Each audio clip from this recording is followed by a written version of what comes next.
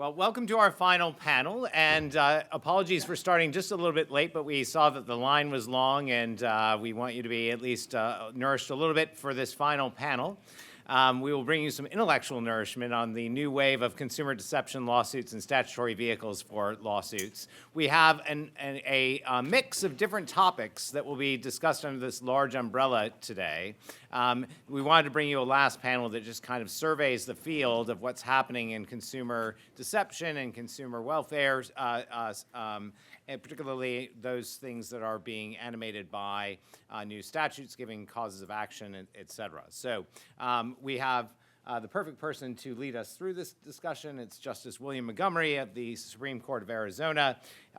He's been on the court since 2019. Prior to that, he was the Maricopa County Attorney and the Deputy County Attorney in Maricopa County, as well as in private practice. He received his J.D. magna cum laude and Order of the Coy from Sandra Day O'Connor School of Law at the Arizona State University, and his B.S. from the United States Military Academy at West Point as well. He teaches as an adjunct faculty member at the Sandra Day O'Connor College of Law, as well as an adjunct faculty at Dubuque University in the Tempe campus. So I will turn it over to Justice Montgomery to lead us through our final panel. Thank you very much. And a few introductory comments. I feel like having been at the Sandra Day O'Connor School of Law and now being at the Scalia Law School, I now have balance. And I feel like, this panel, our last 7 panels have kind of led to this. And with Donald's last comment about a big umbrella, if we were a Jeopardy category, this might be potpourri. There are a number of things we're going to talk about, but we have had a reference under discussion about arbitration with the New Jersey Consumer Fraud Act and class actions there under third-party litigation funding or investing. Consumer protection was mentioned as one way to protect plaintiffs in those actions. And then under alternative enforcement regimes, we did hear reference to the bread and butter of state AGs, which is consumer protection. So I'd like to now briefly introduce each of our panel members in alphabetical order.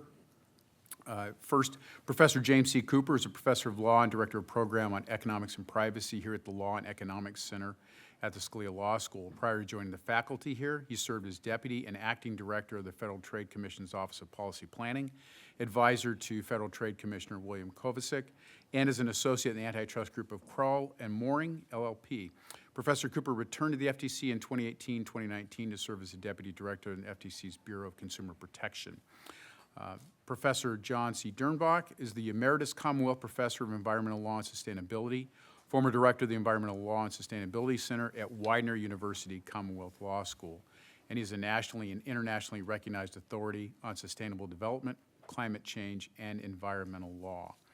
He was also one of the 4 lawyers to co-author an amicus brief to the U.S. Supreme Court in Massachusetts v. Environmental Protection Agency. We have Mr. Phil Goldberg, managing partner here at the Washington, D.C. office of Shook, Hardy & Bacon, and he's co-chair of its public policy practice group. His practice involves counseling businesses and their trade associations on some of the most cutting-edge liability issues of the day, and has filed amicus briefs for many of the most influential trade and civil justice groups with courts at every level, from the U.S. Supreme Court to the U.S. Courts of Appeals and state appellate courts.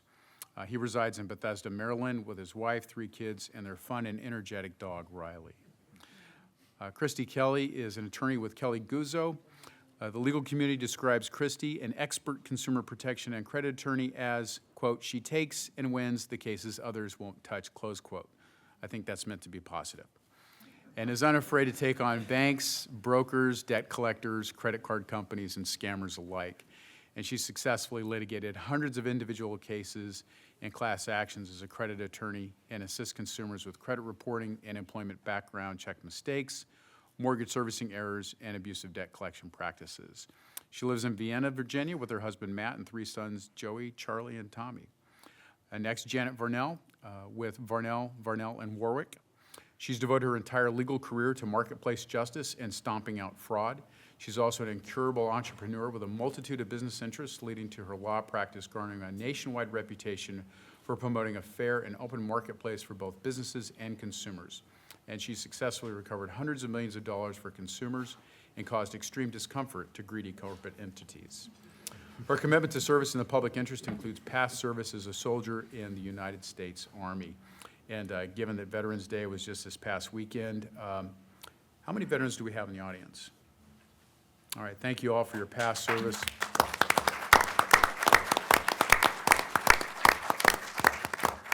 And for your continued public service. So from the bios, you can tell our panelists have varied experience and perspectives concerning our topic, which reflects facets of the discussion on the use of public nuisance suits as well.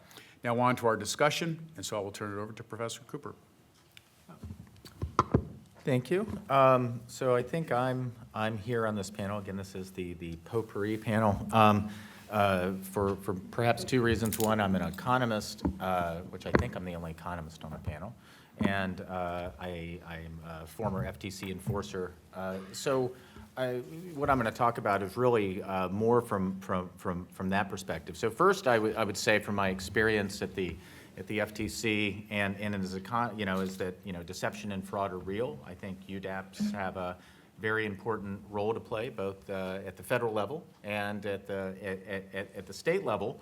I think that you want to deter that they're harmful, and the way to deter harmful conduct is to use harm-based penalties, perhaps adjusted for detection. Speaking like an economist, why do we want this? Because it forces firms to internalize the harm that they foist on others. That's the efficient outcome. For pure fraud, which is the bread and butter of, you think of the, romance scams, the grandparent scams, fake computer scams, that's pure fraud, selling the diet pill that's really a sugar pill, pure fraud. There's really, and that's the bread and butter of what the FTC does and a lot of what the state AGs do. There it's, the penalties aren't really that big of a problem because the line between, the line between legal, harmful and unharmful conduct is pretty easy to see in this case. Often one of the problems is that these people are judgment proof. So no matter how much of a settlement or verdict you get, you're not going to get it. But the point is when the line is clear and as long as you have an amount to deter that's a good thing. But what I want to talk about for the rest of my kind of limited time here is where problems can arise when liability is greater than the actual consumer harm, and the line between harmful and unharmful conduct or legal and illegal conduct is less clear. So a couple places, and this comes out of my work at the Federal Trade Commission with actually my colleague here, Bruce Kobayashi, who at the time was the director of the Bureau of Economics there, and where you worry about with respect to deception claims in general is when we're dealing with implied claims, not express claims, and dealing with legitimate companies. And what do I mean by legitimate companies? I'm talking about the Procters and Gamble's and the General Mills. They're not running romance scams. They may be overclaiming some of the health benefits of their food in advertising. But they're not out to scam you. So when you're calculating deception damages for that, especially when you get into and by the way, for those who aren't familiar, the difference between an express and implied claim, we can have a whole seminar on that. But an express claim is just when you say my product costs $5.99, and the implied claim is you get a focus group together and say what messages are really coming out of the ad. And often, those are not necessarily known ahead of time by the advertiser itself, and then if they face liability for that after the fact, that can be problematic. And when you're calculating damages with respect to these legitimate products, especially in these sort of implied claims, you have to be very careful not to over-deter useful information in the hands of consumers. Advertising is extraordinarily useful. It's protected speech, and this is again where I've done some work with my colleague Bruce Kobayashi. If you're interested, need something to do over the break, Antitrust Law Journal a couple years ago, we have an article on exactly how you should be thinking about damages and remedies in this case. But what I want to focus on, that kind of paints a big picture of the concern about over-deterrence and chilling of commercial speech is I want to focus some time on the use of federal statutes of privacy violation. As mentioned in the introduction, I direct the program on economics and privacy here, and so a lot of what I focus on is the economics of privacy. So one thing that has come out that has happened recently is the use of federal privacy statutes to go after sort of run-of-the-mill operations of the online ecosystem, advertising ecosystem. And in particular, the Video Privacy Protection Act has gotten a lot of action recently. In fact, before this panel, I did a quick Bloomberg law docket search and found that in the last 12 months, there have been 140 complaints filed in federal court. Now, I haven't gone through and vetted every single one of those. There could be amended complaints, but it kind of tracks with what you read in the press, that this is a new statute. Now, if you're not familiar with it, it's a 1988 statute that was passed in the wake of the Bork hearings because a video rental agency had given the press Bork's video rental list, which turned out to be kind of boring.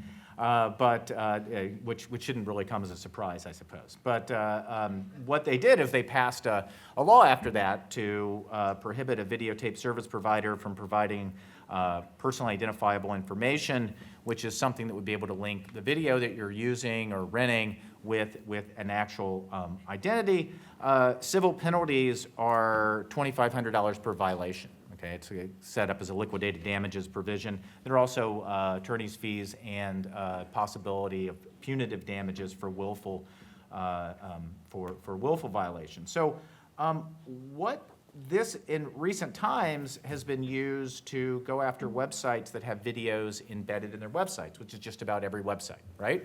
And so what happens is this gets into a little bit of the fine details, but there's something called a tracking pixel. You click that for analytics for your website that usually Google or Facebook runs.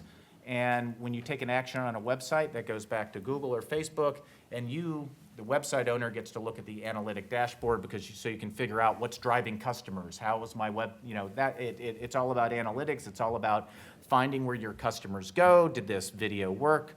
And this has been this VPPA. So what is happening is technically you click on a video, it marks your ID, it sends it to Google, and that's been used in complaints to say that, well, you've sent to a third party your video viewing information. It's been used to go after such video purveyors as Procter & Gamble and Smuckers and Fossil Watches and Coach bags. So you go to Coach website, you click on a video of a model holding the bag, that goes to Google, and that is looked at as a potential video VPPA violation. Now, many of these have been dismissed, but just to get a dismissal, it's not cheap to hire Sidley to get your case dismissed, right? And I'll just tell you, I mean, that's the example. If you look through the list of the law firms in the Bloomberg Law docket, they're the top tier law firms. It's not cheap. And those who don't get dismissed, well, that's a big deal here. So why is this problematic, right? So I talked about if harm-based penalties are good because it forces internalization. So you have to ask yourself, what is the harm here? The same exact information is being transmitted to Google or Facebook Analytics if you clicked on a still picture of the model with the purse. But that doesn't trigger VPPA liability, right? There's no law that prohibits tracking pixels. And you would have to ask yourself, what's the marginal cost, privacy cost if I clicked on the video of the model with the purse versus the still of the model with the purse? There is none, right? So does it vindicate privacy harms? I don't think so. The statute is about my video rental. So if I clicked on something to find out how to make a better peanut butter and jelly sandwich at the Smucker's website, does that harm my privacy? I would say no. The problem here, if this is going to discourage the websites from putting videos up, which is beneficial. This limits information to consumers, as I mentioned. This type of information is protected speech. And if it reduces, another thing, this is some work that I've also done, If anything that reduces the ability for content providers to effectively monetize, and analytics is a big part of that, that reduces the quality and quantity of free content on the internet. So there are a lot of potential harms here, and very little, if any, benefit to consumers. So I would just leave it at that, because I see I'm at 7 minutes and 40 seconds, so I'm actually under time. Never happened before. All right. You can reserve the balance of your time for later. 14 seconds, yes. Professor Dernbach. Getting my timer set up here. It's okay, I've got you. So, thank you. You heard this described as a potpourri panel earlier. It's, I'm going to describe the basic claims that state and local governments are making in about 24 different cases that are pending mostly in state court around the country. The claims that the state and local governments are making is that they're experiencing a lot of damages from adaptation costs for infrastructure and related things at the state and local level because of rising sea levels, higher temperatures, and the like. And they're basically claiming, the defendants in these cases are fossil fuel companies. And the argument that they're making is that the fossil fuel companies, by deceiving consumers about the costs, or excuse me, about the basic science of climate change, have contributed to the extra costs that they're paying on account of that. In my job today, I think, as I understand it, is to describe those cases and to give you a little bit of an idea of what they're arguing in greater detail. As a whole, they claim violations of two different kinds of state law. There are state common law claims based on public and private nuisance, trespass, negligence, fraud, and the like. There are also claimed violations of state consumer protection laws. Now, I should say that there are two other pending cases I'm not going to focus on, but which raise federal racketeering claims. And I'm going to stay away from that and keep it more to the consumer protection side. My take-home message here is pretty simple. These cases are pleaded as straightforward tort and consumer protection cases. The folks that have worked on them have worked pretty hard to anchor them in traditional common law in statutory claims, and I think they deserve to be tried as such.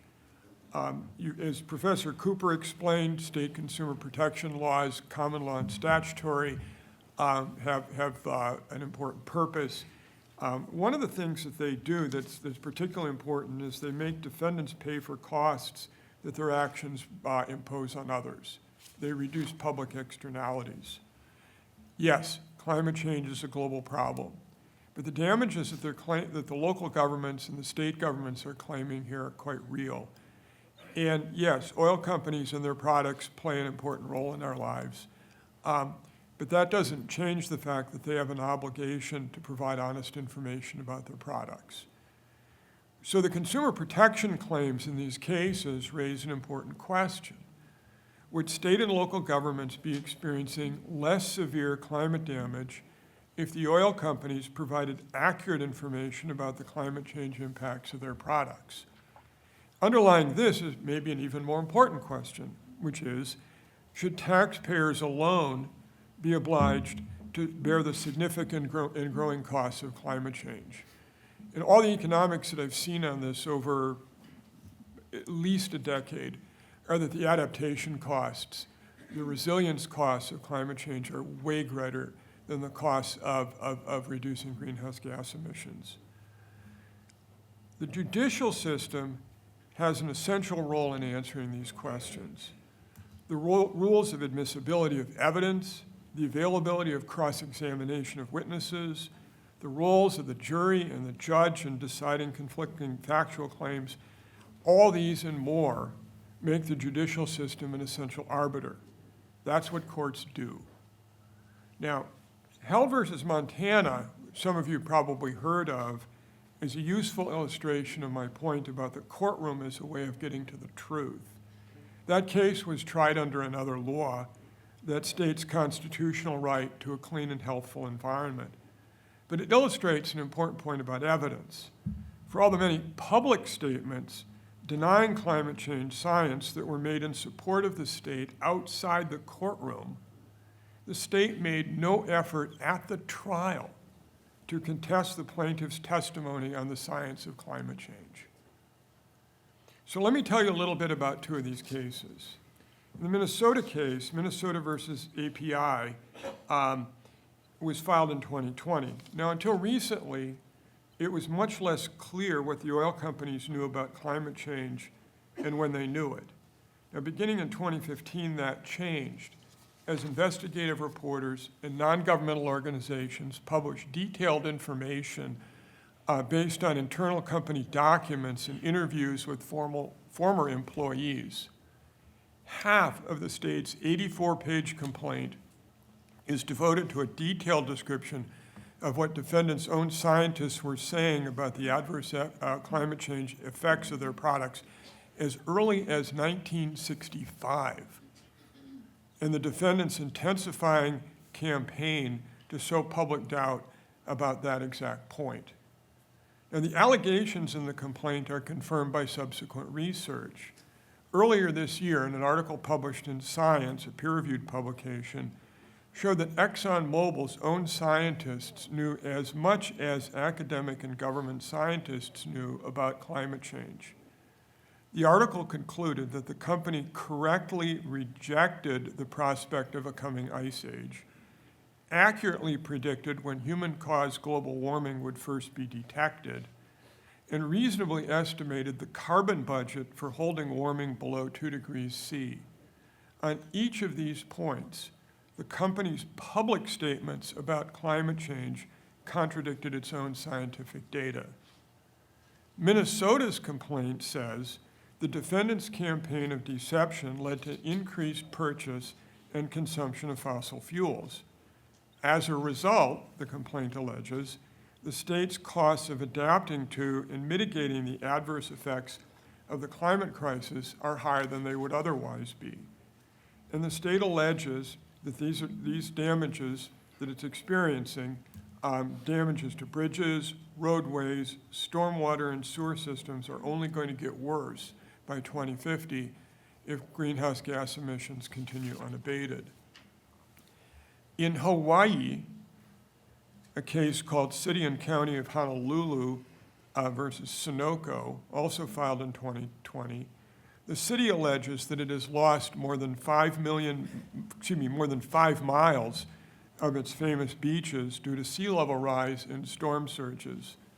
Sunny day flooding makes many city roads impassable. Water mains for the public drinking water systems are corroding from subsurface salt water due to sea level rise. All this is in the complaint. And again, the allegation is future costs will almost certainly be higher. The complaints do not ask for court-ordered regulation of greenhouse gas emissions. The complaints do not ask the court to prevent the defendants from selling their products. In the Hawaii case, the trial court said this about the remedy being sought by the local governments.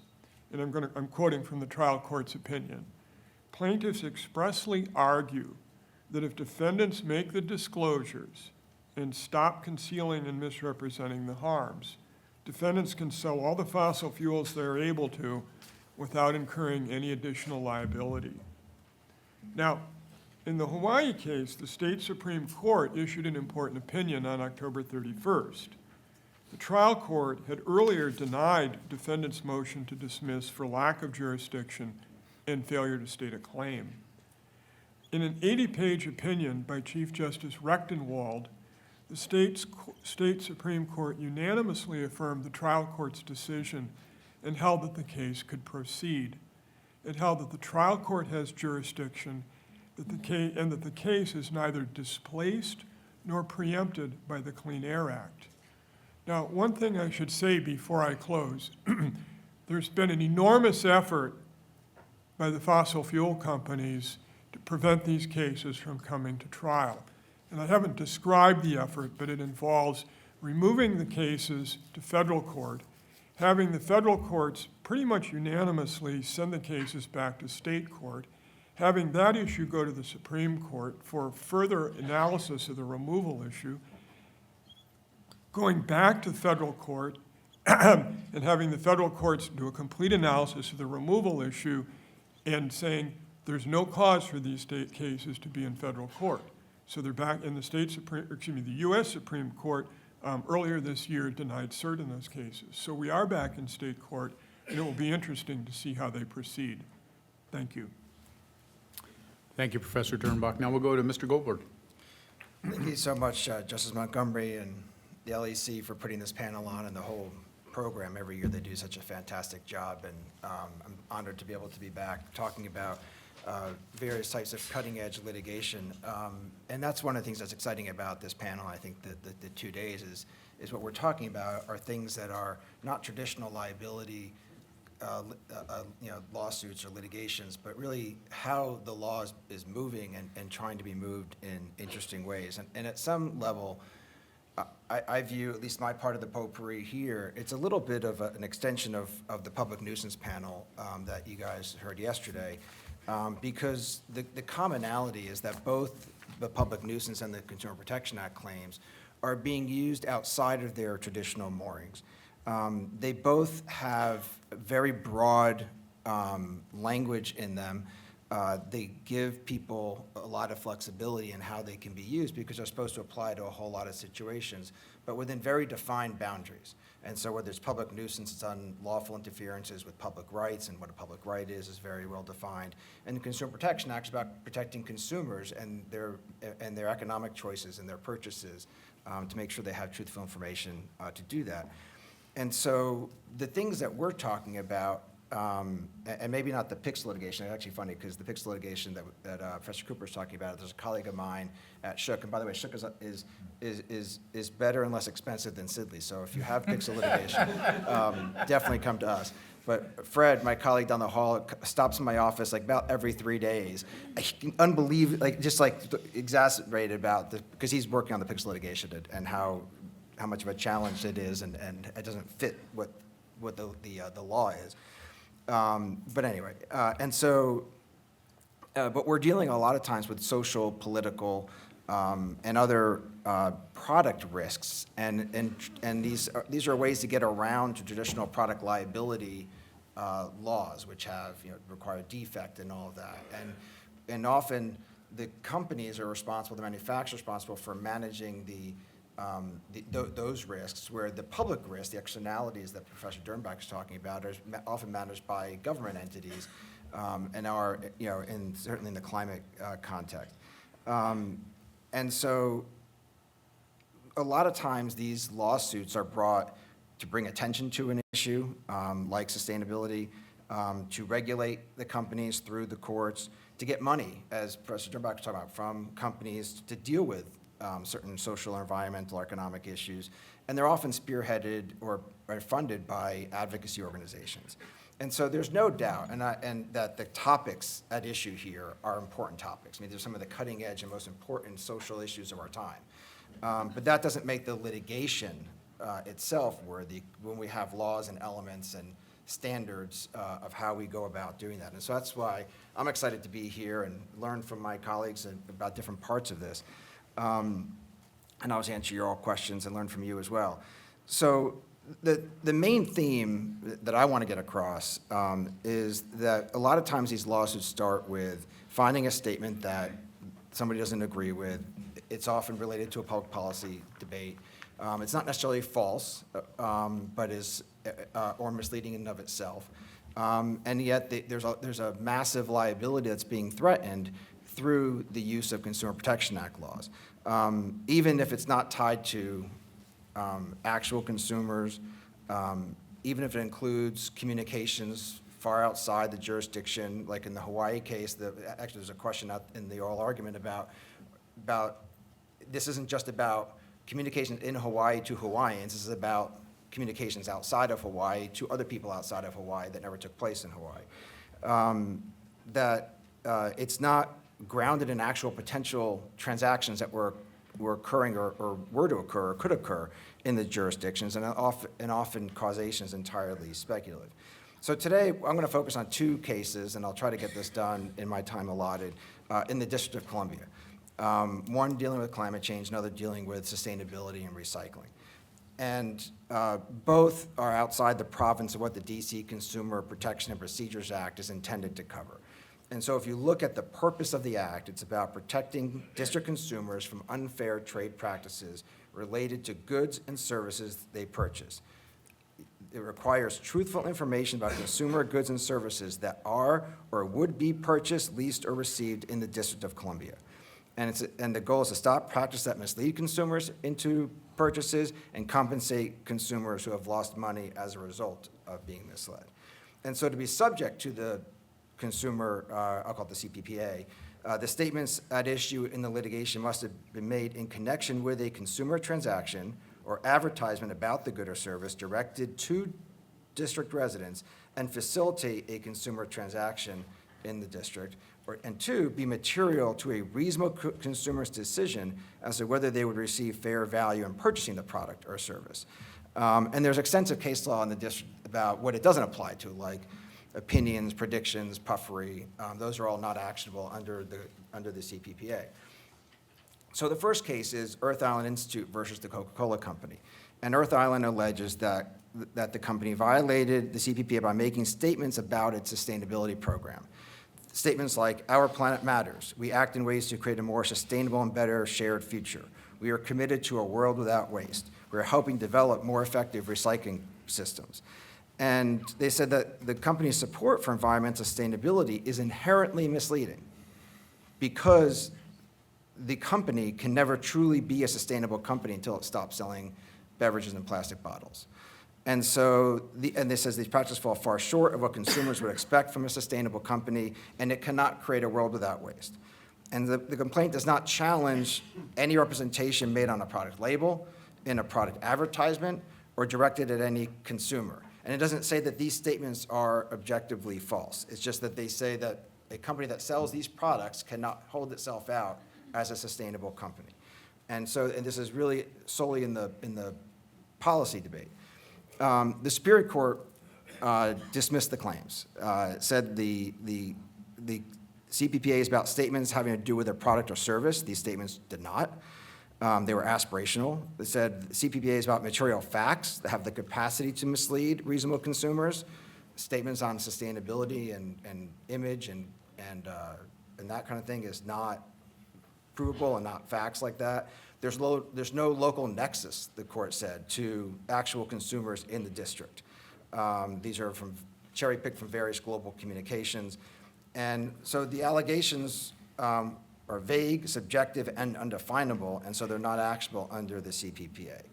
And of equal concern, which the court didn't get to because once it dismissed it on those grounds, was the remedy that was being sought, which was to enjoin the company from making statements about sustainability and recycling and curbing waste, and force the company to stop engaging in these public policy discussions. And so, and that's and kind of silencing people in the political debate is certainly nothing that is what the Consumer Protection Act claims are about, or really is appropriate within our American style of democracy. The second is the climate case, and this is one of the 30 or so cases that Professor Dernbach was talking about. And I agree with Professor Dernbach on a lot of what he said in terms of what the magnitude of the problem is and the importance of solving climate change. I mean, that is something I think we're not disagreeing about, and it's not really part of this. What we're talking about are what the law imposes liability on companies for, and how much and why and all of that. And so these cases, as we've heard, it's not about stopping fossil fuels, not going to solve climate change. They also don't have legal foundation in the law, and frankly, they're an unproductive distraction. And I want to give a little bit of the history about how we got to the Consumer Protection Act phase of this litigation in the next couple of minutes, if I can.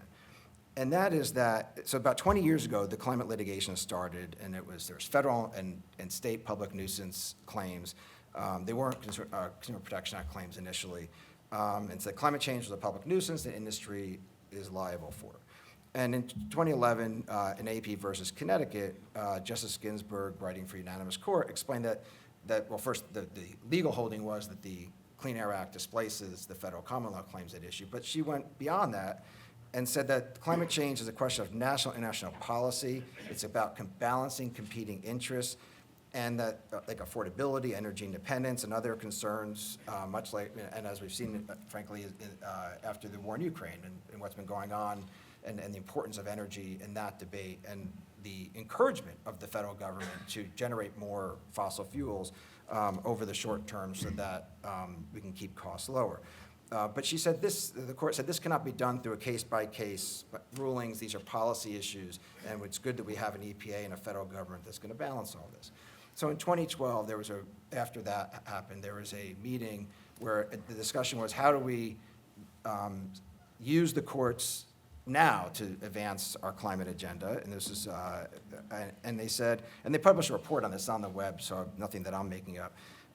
They said, try to make the suits look like traditional damages. Don't directly ask the courts to regulate emissions or carbon tax. And one person said, even if your ultimate goal might be to shut down a company, you still might be wise to start out by asking for compensation for injured parties. And they talked about the importance of the public relations aspects of this to try to drive pressure and create leverage by creating outrage in people's minds and trying to delegitimize the companies. And in the follow-up emails, they talked about delegitimizing the energy companies as political actors. And so in 2017, a new wave of these climate cases came, and they were all first brought as public nuisance cases still, but under state public nuisance law. But state public nuisance law proved ineffective so far in these cases. And it wasn't, like the New York City case was dismissed by the Second Circuit, saying the public nuisance suit ignores economic reality. In Oakland, they acknowledged it wasn't, that this idea, this campaign of deception and all these reports had nothing to do with public nuisance. They were just what was called the plus factor. And so it really didn't fit substantively, or more importantly, within the media and the idea of creating outrage, that what they were trying to sell. And so Consumer Protection Acts, while not focusing on this kind of speech, at least focused on speech, matched their rhetoric better. And so so they started leaning more into Consumer Protection Act as the vehicle for these lawsuits over the past few years. And the other important reason, as Professor Sturrock was saying, for many years the battleground was over, is this going to state or federal court? And they thought the use of a state statutory cause of action versus these common law claims would be harder to remove to federal court. And so, because the federal courts, as indicated, were following AEP versus Connecticut, saying these aren't viable litigations, and they're hoping the state courts might not follow that and might find alternatives. And so the District of Columbia Attorney General brought a case very similar to the Coca-Cola case we were just talking about, and in trying to make the argument that there's ongoing violations, because all these companies have acknowledged climate change, have acknowledged the role of fossil fuels in climate change, said that it is inherently misleading for energy companies to discuss its work to create a sustainable future, to make energy cleaner, and to, quote, be part of the solution to climate change, solely because the business involves selling products that contribute to climate change. And that it shouldn't matter if their statements are truthful statements about the company's investments and goals and policy questions. The Attorney General was suggesting that these companies cannot discuss their efforts to develop a less carbon-intensive energy future because, in his own estimations, their investments in those should have been higher and weren't high enough for him. And so, again, it's not alleging that these statements are misleading or false. And then I think what was particularly interesting was in bringing that case, he saw and received from the DC Council a waiver of the anti-SLAPP law in DC, which, as a lot of people here know, are designed to protect people and entities from lawsuits that are really about political discussion and not about really Consumer Protection Act of protecting consumers. 30 seconds. Perfect. So it's my last page. So from a liability perspective, we are concerned, and I also work with the Manufacturer Accountability Project, which is under the National Association of Manufacturers, so a lot of my thoughts on this are from the manufacturer's perspective. that a lot of this litigation is advocacy driven. It's not about really what consumer protection acts were designed to protect consumers from. They target lawful products that are regulated by agencies who manage their public risks. And the elements, including causation and individualized proof of harm, reliance, all that good stuff, is kind of thrown out the door as they try to just aggregate these concepts and then litigate in the media to drive pressure. From a policy perspective, it's not useful to silence, and frankly un-American, to silence people with different perspectives. Having these companies involved in debate could be useful to understanding practical implications, they have insights into how their consumers are using products. They can adopt practices that could help solve the issues. And if we pick the wrong solutions because we're silencing people with a significant stakeholder group involved, then that could actually end up causing harm and putting us down the wrong path. And then I think there's also an uneven playing field problem here in that the advocacy groups that are bringing these cases or behind a lot of these cases are not governed by the same rules. They could say things and do things. Often they're raising money off of this litigation, so it's facilitating their ability to fund their operations. There's been a lot of controversy over third-party advocacy group standing, and particularly in animal litigation for that very reason, because they're about, a lot of times they're advancing their agendas and their financial means, not truly advocating for the people they say they're advocating for, or in the animal context, the animals they're advocating for. But they're also not subject to the CPA because they're not selling products. And so, they could say or do things even worse than what they're alleging on the other side, and there's no accountability, and they're not playing by the same rules. And so I think that creates a little bit of a challenge that I think is unfair. So with that, I will pass it down to. Thank you. Or someone's going to follow suit that my statement, you only had 30 seconds, was deceptive. We'll move over to Ms. Kelly now. Thank you, Mr. Goldberg. Thank you. Thank you. I'm Kristi Kelly, and I'm a local lawyer who practices consumer law. And, I would like to start by just cautioning about overcorrecting, because as a lawyer that meets with people and sees people's problems, we already have a lot of challenges when we want to try to address them with the limitations on a lot of consumer protection statutes as they are now. Of course, that's because I live in Virginia, and, we always joke that the only entities that are covered by our consumer protection statute are used car dealers. Banks are exempt, mortgages, anyone that lends money, anyone that's covered by any federal statute, insurance companies, you name it. If you had a lobbyist, you are exempt in Virginia. And so, but, other states have it so great and can really help people. And I want to highlight a couple examples. First, there's a recent story on NPR yesterday in the Morning Edition. Two of my clients, Ray and Becky Queen, veterans, applied for, they were contacted by their mortgage servicer.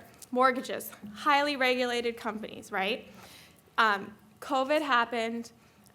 Miss Queen's mother passed away, and she had to pay for some funeral costs. She contacted her mortgage servicer, Mr. Cooper, told him, I might be late this month because my mom passed away, and I had to help care for her. My hours got cut at work. I lost my job. I have funeral expenses. And they were like, no problem. There's COVID forbearances. Just take a forbearance for 6 months, get back on track.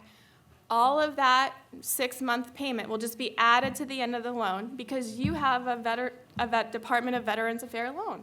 That's the program that's in place to help veterans who are having difficulty during COVID. She accepted that offer, and I will say that the federal government and different organizations incentivize mortgage servicers to provide these options to homeowners because they wanted homeowners to have the help they needed during COVID. And so they actually received monetary incentives for every consumer that was put on a COVID forbearance from the government. And so they were incentivized to do this. They made these promises to my clients, and I represent some consumers in Virginia with the same issue. And the Department of Veterans Affairs inexplicably removed the option to add the payments at the end of the loan in the middle of my clients in their mortgage forbearance. So they were really in a difficult position. Their only option was to either pay $20,000 in a lump sum, which they did not have, or to try to enter into a loan modification that, because their loan was 3% interest rate, the market rates at 7.5% would have increased their monthly payment by $600-700 a month. And so they have no options, or they lose their home. And so they're in a very difficult position. Now, if they lived in Maryland, they could sue their mortgage servicer for consumer protection violations because they would be covered under the statute. I represent consumers with a similar fact pattern that live in Virginia. We could not use any Virginia state statutes to help them. Mortgage servicers are exempt, and this would not be covered. And so we had to use federal statutes, and we had to affirmatively write to trigger certain liability by the servicer for not correcting certain errors. And we rushed to do this, to have it done before the foreclosure sale occurred, because the foreclosure sale can occur in as little as 60 days. And so we were able to do that in this situation. And for the queens who are featured in the article, I had to affirmatively just reach out to stop their sale because they had no other option because they live in Oklahoma. And so I would just caution about overcorrecting, because there are situations where there are highly regulated products like mortgages where you just don't know what's going to happen and what that impact on real people is going to be. And so as a consumer lawyer, you see things and you're always trying to solve people's problems by using the laws in the way that they were intended. And it's always, every year in our General Assembly, it seems like the law gets eroded more and more and more, not in favor of consumers. And so I would just really caution about overcorrecting because the consequences that it has on real people with real problems. Another example I want to briefly discuss is a series of cases that I actually worked on with different state attorney generals and the Consumer Financial Protection Bureau. They relate to high interest lending for small dollar loans, tribal lending, a lot of it is referred to. And what happens in that situation is usually some white dude living in Puerto Rico, so he doesn't have to pay taxes, finds a Native American tribe that is impoverished and needs income for its tribal members and offers them a nominal fee to allow them to use tribal law to lend to consumers in various states so that it can get around state lending caps. And so we had clients who were taking out a $500 loan and being charged $700, $800, $900, 1,000% interest to pay it back. And these people were sent letters saying, in your area code, there are 400 other people who are eligible, and if you just call this number, we're going to give you $500. And for people who want to pay their electric bill, or maybe they want to sign up their kid for soccer, and having $500 would change that. They don't understand the product that they're getting into. And these products were deceptive because they made representations that tribal law would apply and that certain things were done on tribal land when they weren't.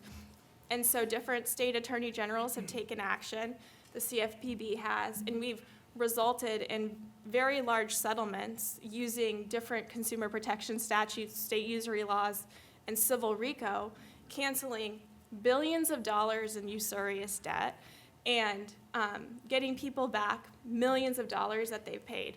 A lot of people pay, they borrow $500 and pay back $4,000. And the marketing material for these lenders, we learned in Discovery, their target audience is a single mother with children, right, who has car problems because she's going to need that $500 to fix her car, and if she doesn't, she might not be able to get to work, and then if she doesn't get to work, she might not be able to pay her rent. And so they target these people through advertising using the very reputable credit bureaus, finding people who may have overextended themselves with credit and making them these offers of credit to try to get them to take these loans that are going to put them in a position where they didn't want to be, a cycle of debt that's really impossible for people who are in this target audience. And so without these consumer protection laws and without the advocacy of different state attorney generals and the CFPB, we would not have been able to stop this conduct. I think the activity of state attorney generals was a deterrent for these people. If you look in discovery, they wouldn't lend to consumers in West Virginia. They wouldn't lend to consumers in New York because those attorney generals were saying, we're getting complaints about this. Why are you charging these high-cost loans in our states? We have protections. You cannot do this. And they thought those attorney generals might actually do something, so we're not going to lend there. They don't lend in Virginia anymore. We're very proud because they don't want to deal with us, right? They don't lend in Pennsylvania. And so, it is so important to keep the protections for consumers because you never know what idea is going to come up next that's going to impact real people. And so I just would caution that eroding consumer protection statutes and trying to overcorrect could create problems for real people. And these statutes have been in place in a long time, and they're really important to help real people. Thank you very much, Ms. Kelly. And now, Ms. Varnell. Well, I guess I'm the last speaker of your little conference, and I don't know about you, but I've been trying to figure out why I'm here. I know, it sounds funny, right? But why was I invited? What is this topic really about? What is the new wave? I didn't know what the hell they were talking about. They said we're going to talk about the new wave of consumer deception. You can count on a veteran to speak their mind. Well, I've also never been offered the opportunity to speak to an entire room of just judges, and especially a situation where they have removed my muzzle. I have been told. So we want to thank everybody for coming to the conference. I have been told that that this is supposed to be an organic thing, where I share with you things because I'm an expert in the field. So I'm going to do that.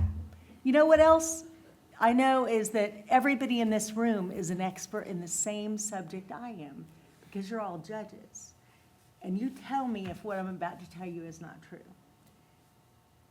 What consumer protection law is not about these esoteric cases that involve, suing big oil. I mean, yes, I've been involved in major advocacy that tries to shift policy, tries to stop industrial farming, that tries to bring down big corporations over videos.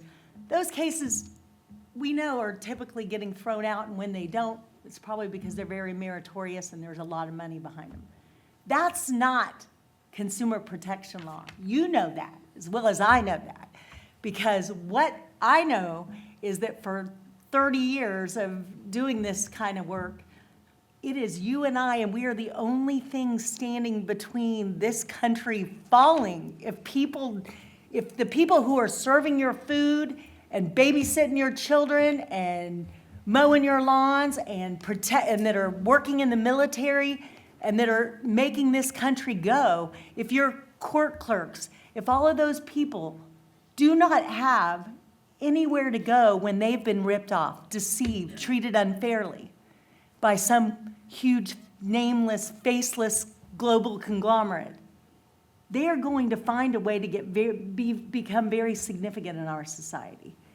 If they don't have a judge who will hear their case and any lawyer who understands consumer protection law, there's only 2,000 of us, by the way. My estimation is that there are only 2,000 lawyers in the entire country that are truly trained on all the major consumer protection statutes.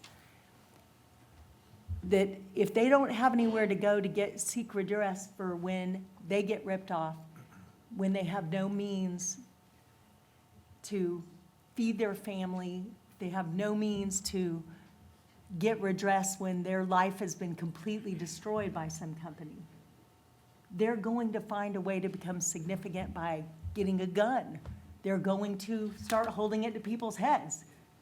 People who are left powerless will revolt, and the whole thing falls.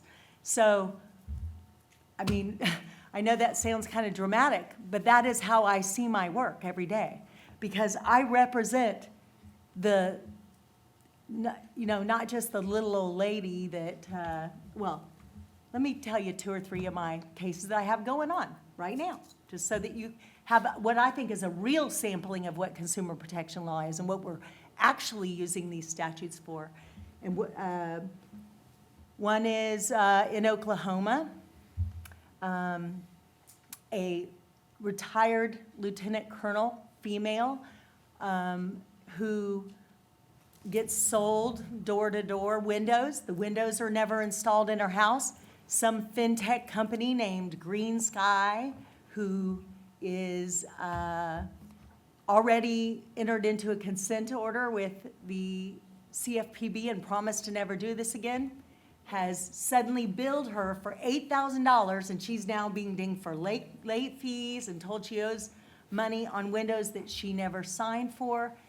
And yet, this is a woman that's being forced into arbitration.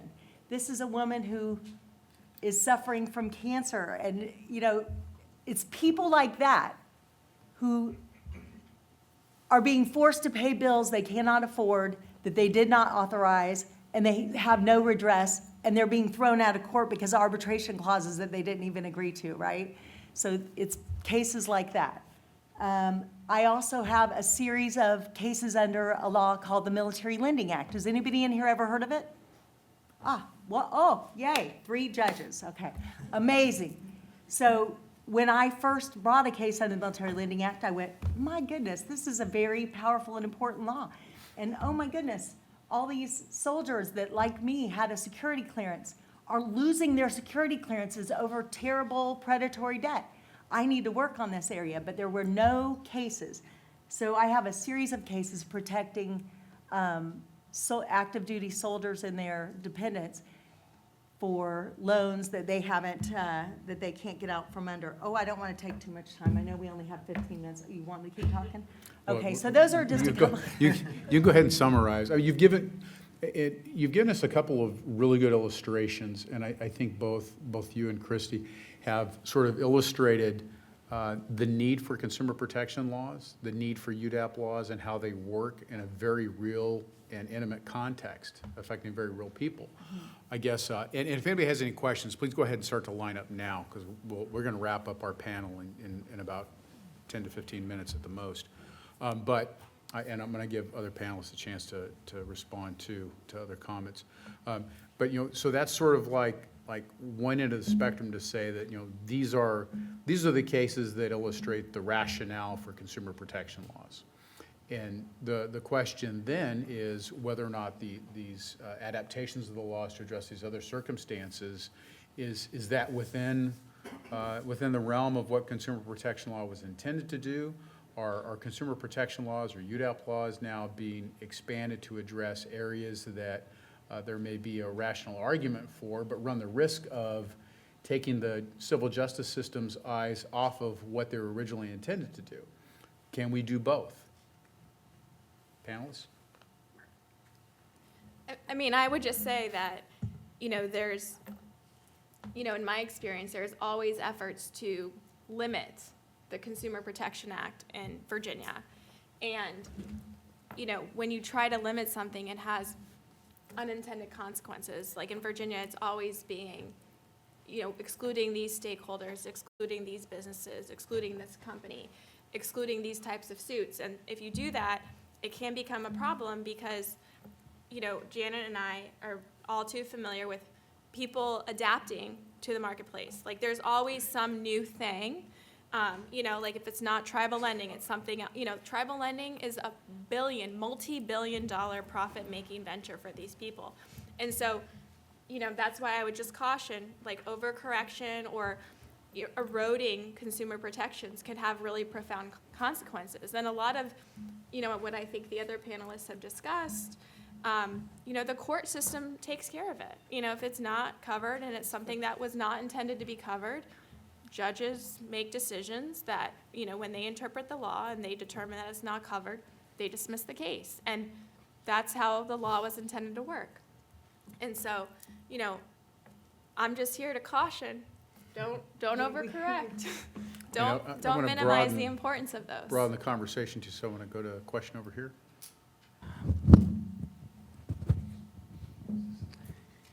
If you think there are only 2,000, you haven't been to Wilshire Boulevard in Los Angeles. The question really is, where is the balance? I understand exactly what you're saying. And I think on both sides, you have the obvious case that needs to be litigated, needs to be heard, and you have the obvious cases that are also pushing the envelope, and that's where we struggle. I hear the complex litigation. My name's Steve Jitsi. I'm from Solano County, right next to Napa in California. What I've noticed is post-pandemic, when people are appearing by Zoom, and I wasn't kidding about LA. Sorry to my friend from Santa Ana who's here. But when we started allowing Zoom hearings, it had the effect of opening up the whole state to our brethren in Southern California. And they started taking all of these cases up in Northern California. And we are inundated with class action cases, complex litigation. I get constant cases where, I had one the other day where it was against a major soft drink company, and they were being sued because it took 5 minutes to walk from their job out to their car at lunch break and 5 minutes back, and therefore they weren't getting their full lunch break. I mean, those kinds of cases that you would think could be worked out suddenly became a class action case for 2,000 people. Some of the cases, the pay stub didn't have a period where it was supposed to. I don't put those in the same category as what you were just describing. They are not. So there needs to be some limitation. I agree with that. But it's the classic throwing the baby out with the bathwater.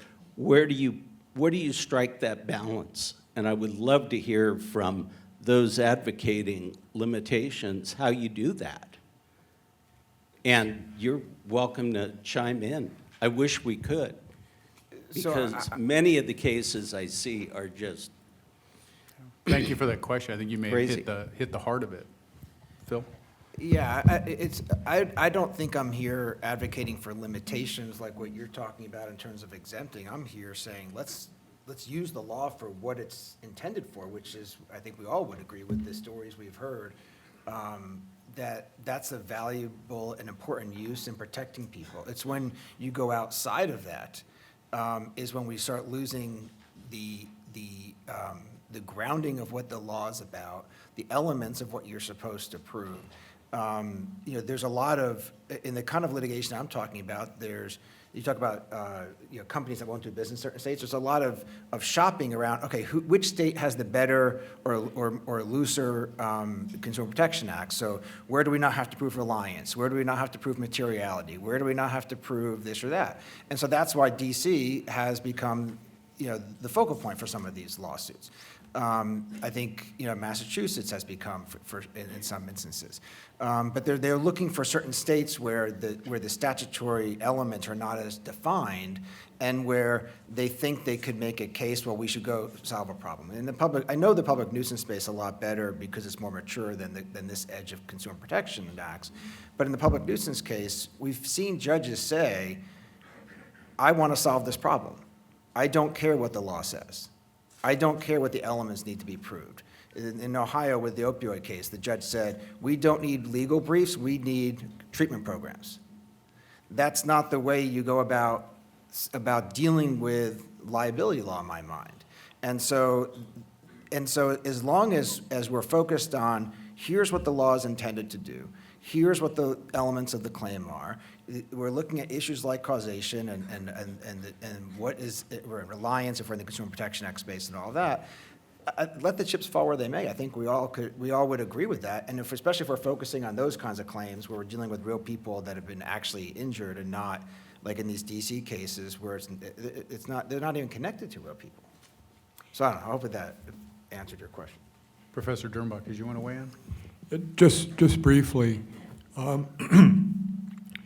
since these cases, the climate cases that I'm talking about were filed, there have been abundant efforts by the fossil fuel companies, the defendants, to basically say, look, these cases are really about something else. These guys are trying to regulate, they're trying to engage the courts in the regulation that is preempted by the Clean Air Act, and they're not really interested in damages. And all those kinds of claims that the cases are really about something else, that people are shopping around, that this is a disguise for something else, it's all clever pleading. A whole bunch of courts have looked at those claims for the last couple of years and basically said, no. What's going on here is, in the Hawaii Supreme Court, in that's October 31st opinion, I think got it just about exactly right. They said, no, look, on the face of the complaint, okay, this is a straightforward fraud case. And it's not just state consumer protection law, a lot of it is common law claims, including fraud. And so I think the trial courts are likely to be in a position fairly soon of making decisions on some of these cases, whether the plaintiffs can actually prove what they said fits within the four corners of these very, many of them traditional laws. And we'll see what happens. But the thing to keep in mind here is that there's already been, that issue's already been hugely ventilated by courts. It's been and mostly rejected over the last couple of years. The issue that, well, these cases are really about something else. Other comments? Where do we find the balance? Should there be limits? So, balance. The judges I've been in front of are usually pretty brave about stepping into their common sense corner and saying, this case is a bill of goods. And they make it clear to me in the beginning if they don't like my case, even when I think it's meritorious, and they give me a chance to think really hard when they don't like my case. So my delusion is that you do the same thing. You know, that you let the judge, you let the lawyers in front of you know when you think they've got a meritless case. And you kind of give them a chance to course correct, before they make you do a bunch of work and the defendant has to do a whole bunch of work. Maybe I'm wrong. You tell me if that's wrong. I think that I appreciate it when a judge gives me that opportunity, when they tell me they don't like my case. That's a rare day in my experience.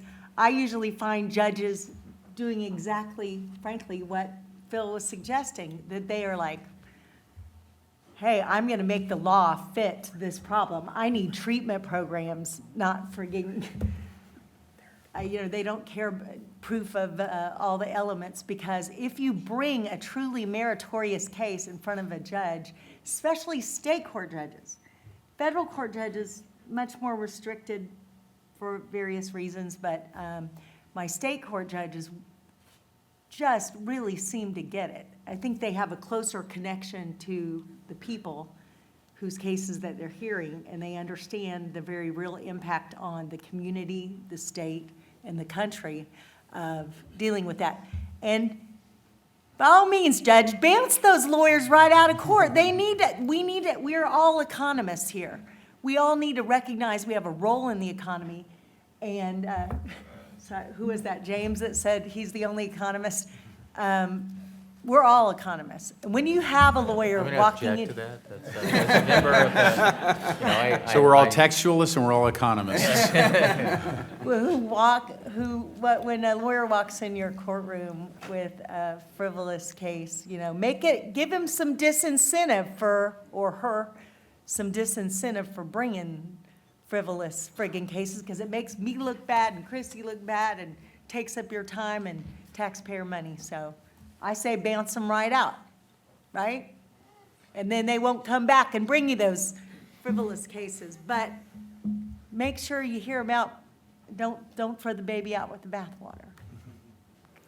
All right, well, we've got 1 minute left if there's a really good short question that can get a really short answer. And I'm not seeing anybody run to the microphones. It looks like everybody's checking in online. So I want to thank our panelists for helping to illustrate the contours of this particular issue. And I think this panel, following on from the previous 7, gives us a good overarching view of the uses of public nuisance and UDAP statutes, and how, in addition to the maybe original intent of those statutes, that there are other ways in which they're being used to bring suits and to get into our courts, which keeps us on our toes. So thank you all very much for your time and attention.